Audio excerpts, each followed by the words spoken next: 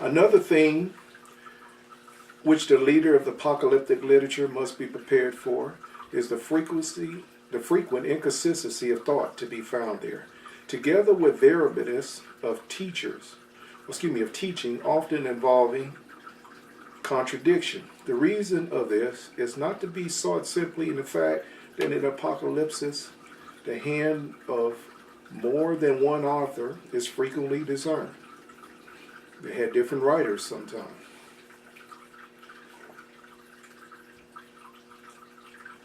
And a fact which easily accounts for the divergence of views in one of the self-same book. No, the chief reason is that on the one hand, the minds of the apocalyptists were saturated with the traditional thoughts and ideas of the Old Testament. They had a preconceived subjective viewpoint. And that's usually with most people. And that passes through their filter into their writings, or what they believe. King James had a big problem with that. A lot of those old scribes wanted to clean God up in his word. God said some pretty strong things in the original language. And you can see where it says in italics that this was added by the translators. They filtered what they wanted God to say through their traditional viewpoint. They had their subjective viewpoint, and that's what he's saying here. Instead of letting the prophet or God's word speak for itself, which is pretty blunt in most cases and pretty graphic. They wanted to clean God up, give him a little polished image there. The reason of this is not sought simply in the fact that the apocalypse, the hand of more than one author, is frequently to be discerned, a fact which easily accounts for divergence of views in one of the self-same book. The chief reason is that on the one hand, the minds of the apocalyptists were saturated with traditional thoughts and ideas of the Old Testament, and on the other, they were eagerly absorbing the newer conceptions which the spirit of the age had brought into being.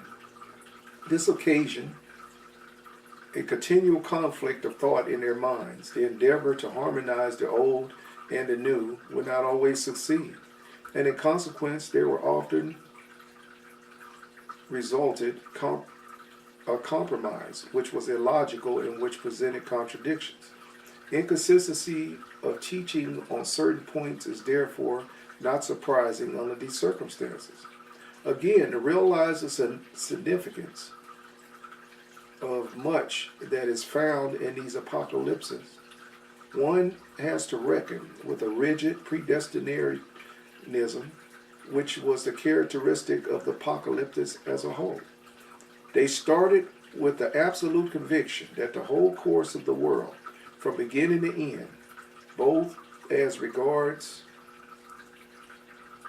its physical changes and also in all that concerns the history of nations, their growth and decline, and every single individual was in every aspect predetermined by God Almighty before all time. Well, the Bible says that. God said before, and I believe in Romans, I think it's Romans 2, he said before the world was formed, God knew who we were. I think Hebrews talks about it too. For the creation of the world, he spoke our names. So that's not a stretch here. This belief of the apocalypse is well illustrated in one of the apocalypses by these words. For he hath weighed the age in the balance, and by number he hath numbered the seasons. Neither will he move nor stir things till a measure appointed be fulfilled. And that's in Ezra 4, chapter 36, 37. That's the book of Ezra, the Apocrypha version. So this is saying, God, there's a season for everything. It was, matter of fact, the God's calendar, which was called the religious calendar of the Jews, had to do with the feast. That meant set times of the Lord. That's all those feast days meant set time. That's God's clock. The Bible says day with the Lord is 1,000 years, and 1,000 years is one day. This clock ain't exactly our clock. But anyway, Christ was to be born on a feast day. He was. The Feast of Trumpets.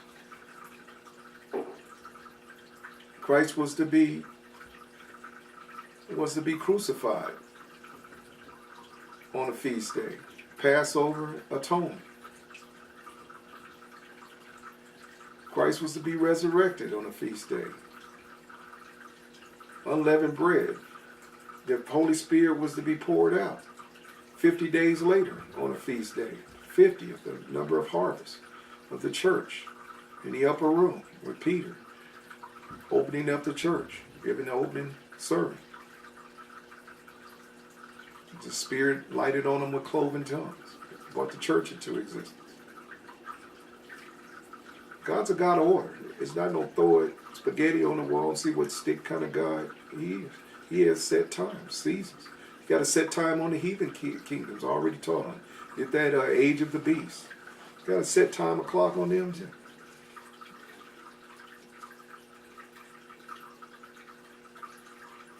And that's what this is saying. That's what that verse we just read said. Thus, the times and periods of the course of the world's history have been predetermined by God. The Bible make that clear from one end to the other, that he lets his prophets know. And Joel, I believe, when that time is, he gives them insight, foreknowledge, his people, forewarning. Thus, the times and periods of the course of the world's history have been predetermined by God. The numbers of years have been exactly fixed. This was fundamental postulate of the apocalyptics, who devoted much of their energy to calculations based upon a close study of prophecy as to the exact period when history should reach its consummation. God's in control of that, despite what the fearmongers try to tell you. Planet X is going to hit the Earth tomorrow. Or we're going to be wiped out by a major earthquake or tsunami or whatever. Or nuclear war. Going to wipe us out. No, God's in control. Get my teaching on the whole book of Revelations. God's in control of history. God called history through his prophets, predetermined history, prophesied history through his prophets of old. All the great prophets that we've done studied, a lot of them. Daniel, John the Revelator, Jeremiah, you can go on, Isaiah, Ezekiel. God's in control. You can relax. The earth's going to be here. It's going to experience some trials and tribulations. The Bible made that clear in Revelation. God's the tribulation of the beast, and beast 1 and beast 2 is coming. And then God's going to, the great tribulation is coming, tribulum the great. God's pouring his wrath out on his earth, and the earth's still going to be here. We're going to have a millennium for 1,000 years where God sets up his theocracy, his kingdom, and teaches man who the boss is after he doesn't smash his fist into them. So the earth will still be here. And God's going to heal the earth during that period. It'll be God's government down here. And the nations, if they don't pay homage, he's going to put a plague on them until they get it. The numbers of the years have been exactly fixed, who devoted much of their energy to calculations based upon a close study of the prophecy as to the exact period when history should reach its consummation. The underlying idea of predestinarian. But all these things, according to the apocalyptus, were divine secrets hidden from the beginning of the world, but revealed to God-fearing men, to whom was accorded the faculty of peering into the hidden things of God and of understanding them. Upon these men was laid the privilege and duty of revealing divine secrets to others, hence their name of apocalyptics. or revealers. It was because of the apocalyptics believed so firmly in the power which they possessed of looking into the deep things of God that they claimed to be able to measure the significance of what had happened in the past, of what is happening in the present. There's nothing new under the sun. Jesus said, in the days of Noah, so shall it be in the days of the coming of the Son of Man. He said they were partying, marrying, giving in marriage. Sin was running rampant. Wars were going on. Genetic experimentations was going on. I wouldn't be surprised if giants are back and monsters and everything else, just like it was in the Old Testament. They had, you study ancient history, nothing new under the sun. The Indian pantheon. You could go study there, the Talmud, all these ancient writings and things talks about nuclear weapons, spacecraft, anti-gravitic devices called spaceships. Spacecraft, they had all these things. Nuclear weapons.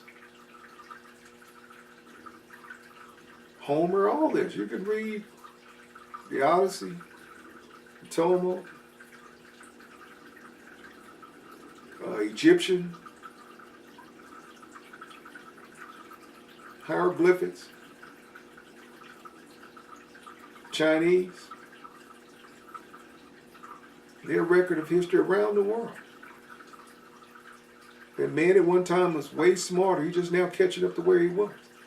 And he was a destroyer of worlds back then. Worlds, that's why God wiped them out in the flood. The Bible calls man inventor of evil things. And basically, man started over. After the flood, had to start all over again. Get where he is now.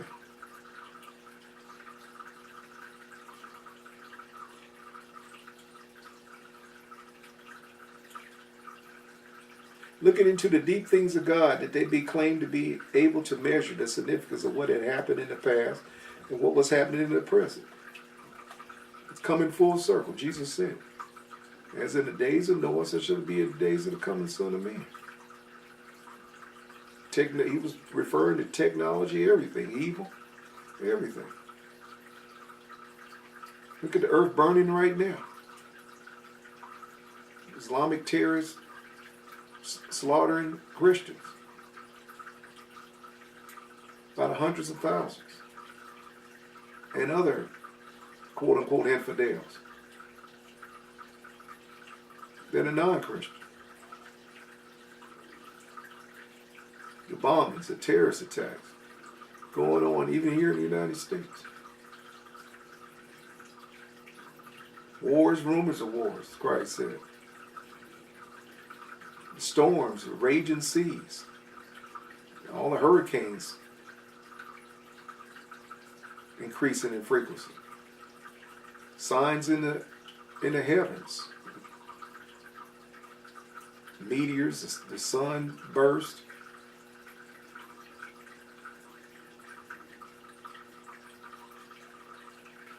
Nothing new. It's happening new. Cataclysms are well documented. Manuel Velikovsky's book, Worlds and Collisions, documents cataclysms has happened throughout history. Giant meteors striking this earth, plenty of proof of that. Around the world.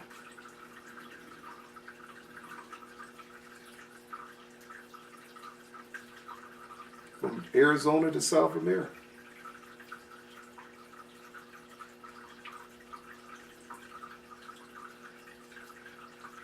Significance of happening in the present, and upon the basis of knowledge they believed that they also had power given them by God, or foreseeing the march of the future events above all, of knowing when the end of the world would come, a consummation towards which the whole history of the world had been tending from the beginning.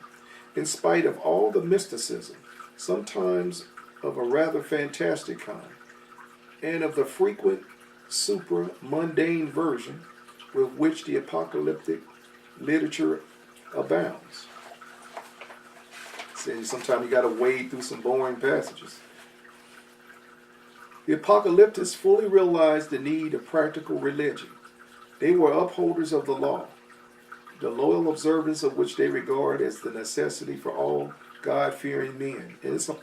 In this apocalyptus, they were at one in the principle with Phariseeism, but their conception of what constituted loyal observance of the law differed from that of the Pharisees. So they were a splinter sect of the Pharisees. For unlike these, the apocalypses laid all stress on the spirit of observance rather on the letter. The Bible said the letter killeth. Spirit giveth life. I think I taught on that. I got a video of the letter killing.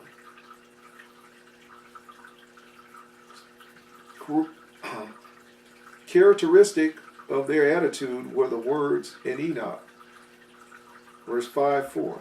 But ye have not been steadfast, nor done the commandments of the Lord, but ye have turned away, and have spoken proud and hard words, with your impure mouths against his greatness. O ye hard-hearted, ye shall find no peace. It fits this generation right here to a T, this new age generation. Woe to them that pervert the words of uprightness and transgress the eternal law.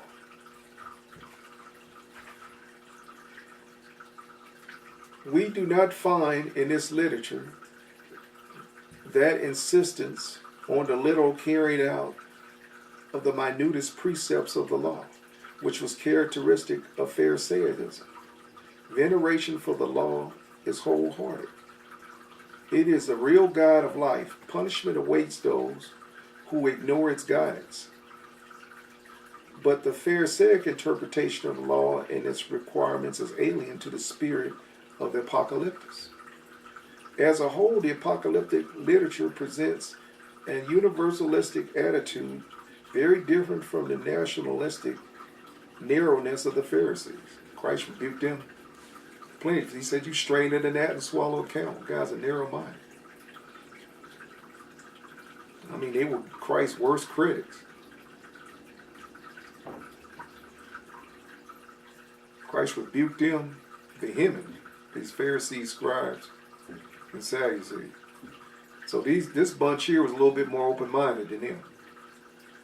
As a whole, the apocalyptic literature presents an universalistic attitude very different from the nationalistic narrowness of the Pharisees. In other words, they were inclusive of other nations, other people, Gentiles.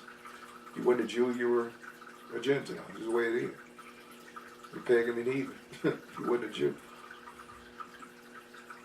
But they were inclusive. The Pharisees wasn't. Matter of fact, if it wasn't for Paul, there wouldn't have been no church. We wouldn't have been included either. We're Gentiles. We're pagan and heathens, according to the scripture. They wanted to keep it all to themselves. The Jamesites, the Huguenot church, who Paul battled. It is true, the apocalyptics are always consistent in this, but normally they embrace the Gentiles equally with the men of their own nation in the divine scheme of salvation. They were more aligned with Paul. And in the same way, the wicked who are excluded are not restricted to the Gentiles.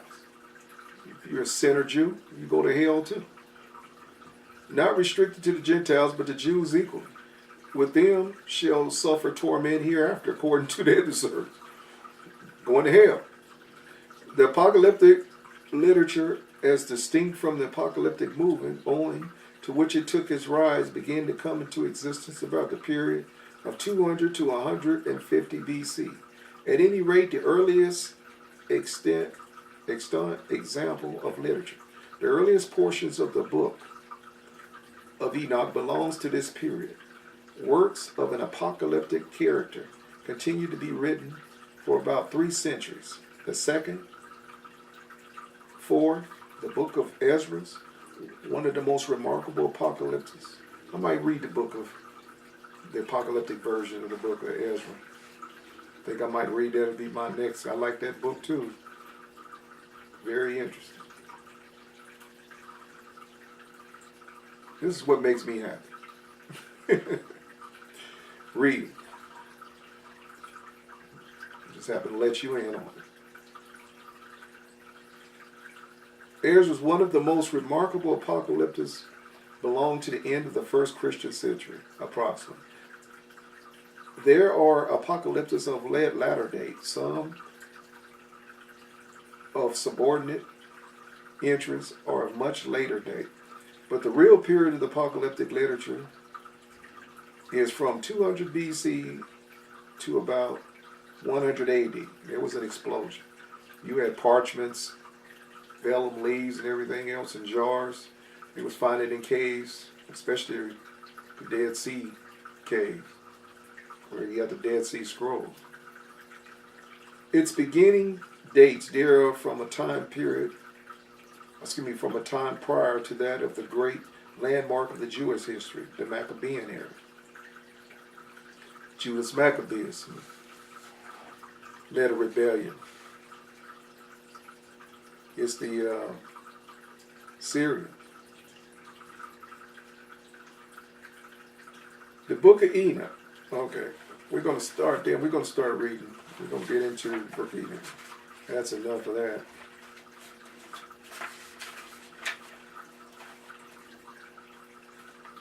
We're going to start the book. I just want to give you a little introduction, which I did. A little foreword before we start. Now we're going to start the Book of Enoch. It's the first chapter. The words of the blessing of Enoch, wherewith he blessed the elect and righteous, who will be living in the days of tribulation, when all the wicked and godless are to be removed. And he looked up his parable and said, the Bible says that. See, what I'm going to point out is how this Book of Enoch is in perfect harmony with the Scripture. This is the purpose I'm reading this for. Like I said, it was good enough for Jesus. It was good enough for Paul. It was good enough for Jude. To read Jude, Jude leans heavily on the Book of Enoch. I'm just going to show you just how close this book is to the Bible. And why the scholars take it out, or took it out, behooves me.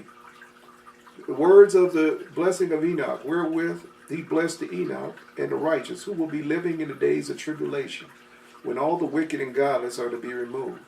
And he took up a parable and said, Enoch, a righteous man, whose eyes were opened by God, saw the vision of the Holy One in the heavens, which the angel showed me. And from them I heard everything. Sound like John, the Revelator, right? When in John chapter 4, when he told him, come up, and let me show you what shall be. And John was caught up. It also symbolizes the rapture of the church. God saw the vision of the Holy One in the heavens, which the angel showed me. And from them I heard everything.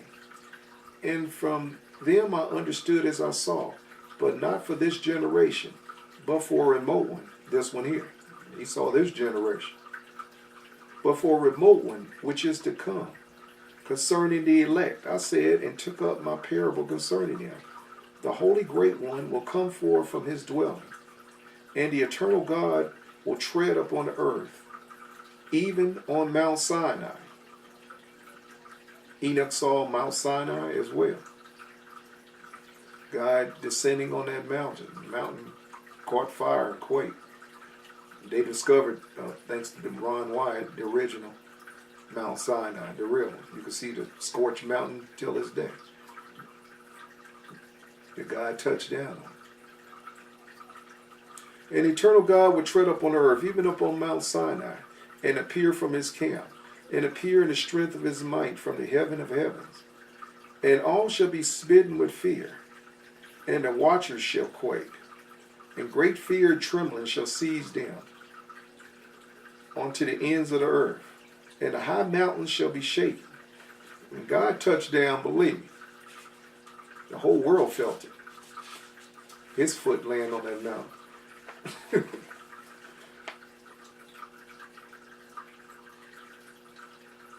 See, people think it's localized to just Egypt. No. Mount Sinai, Egypt, all that. The whole world knew what took place. That's why they were scared to death. In the Old Testament, them ancient pagan heathen nation was scared to death of Israel. They knew this guy's reputation. They knew that he touched down on Mount Sinai. They saw that smoke ascending and the fire and everything.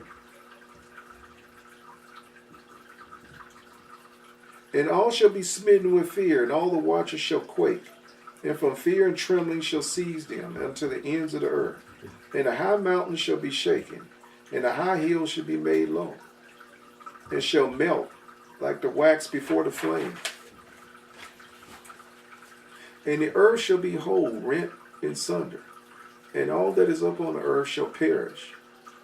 And there shall be judgment upon all men. But the righteous he will make peace, and will protect the elect, and mercy shall be upon them. And they shall all belong to God, and they shall all be prospered, and they shall all be blessed. And he will help them all. And light shall appear unto them, and he will make peace with them. And behold, he cometh with 10,000s of his holy ones. This is quoted in Jude.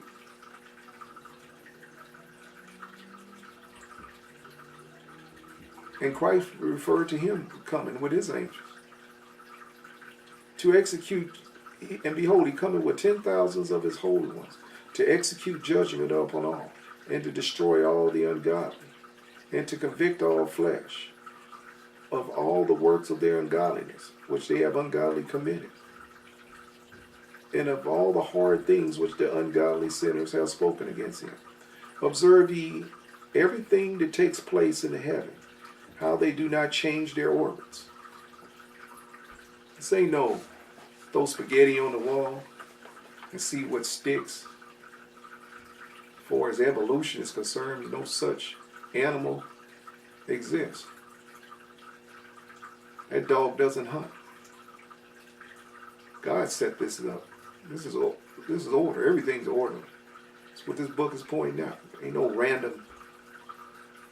Out of chaos comes order. I mean, C.S. Lewis said it. Take an airplane and get some steel beams, bags of cement,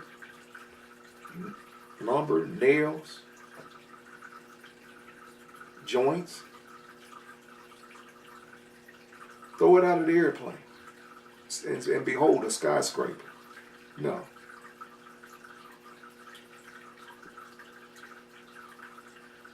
That law doesn't exist nowhere in the universe. We're very complicated human beings. Not no random. No more than a robot is random. And we're much more complicated than a robot.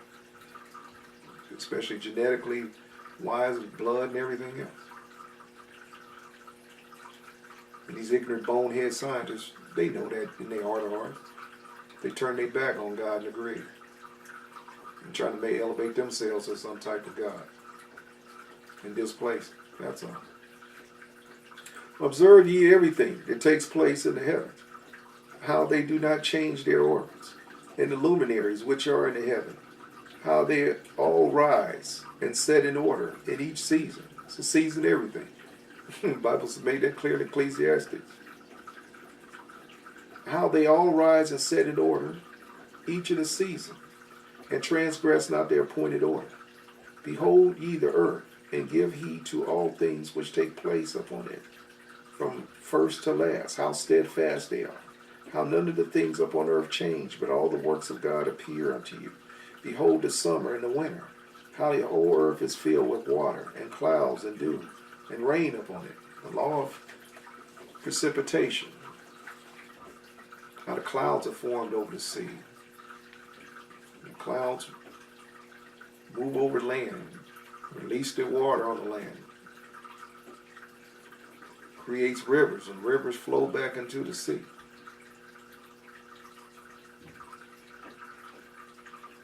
God did this. That's what he's saying. The Creator. That man is rejected. The little ant. I said it a million times. Imagine the ant going up to an elephant, telling him, you move. You get out the way. This is my turn. That's man rejected God, the Creator. And refusing to recognize that He created all that.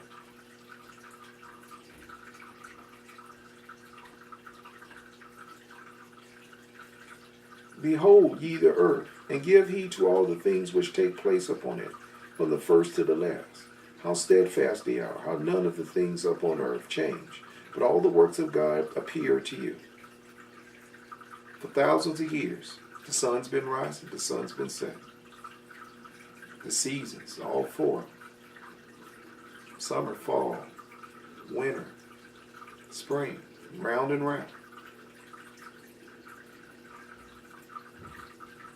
God set this order up. What does it say?